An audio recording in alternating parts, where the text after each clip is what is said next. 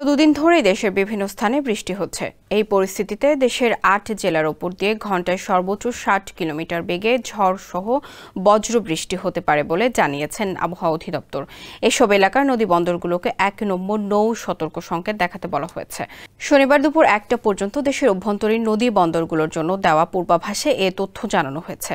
সংস্থাটি জানায়, খুলনা, বরিশাল, পটুয়াখালী, কুমিল্লা, নোয়াখালী, চট্টগ্রাম, কক্সবাজার এবং সিলেট জেলার ওপর দিয়ে ঘন্টায় ৪৫ থেকে ৬০ কিলোমিটার বেগে অস্থায়ীভাবে দমকা থেকে ঝোড়ো হাওয়া বয়ে যেতে পারে। সেই সঙ্গে বৃষ্টি অথবা বজ্রসহ বৃষ্টি হতে পারে। আর নয় সৌন্দর্য নিয়ে চিন্তা, এবার নিজেকে সুন্দর করে তুলুন স্টাইল ম্যানিয়াক্সের সাথে।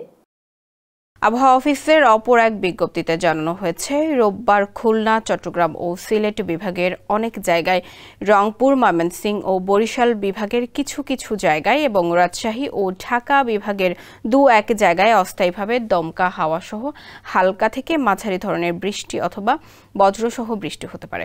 সেই সঙ্গে এই সময় খুলনা, চট্টগ্রাম ও সিলেট বিভাগের কোথাও কোথাও মাঝারি ধরনের ভারী বর্ষণ হতে পারে।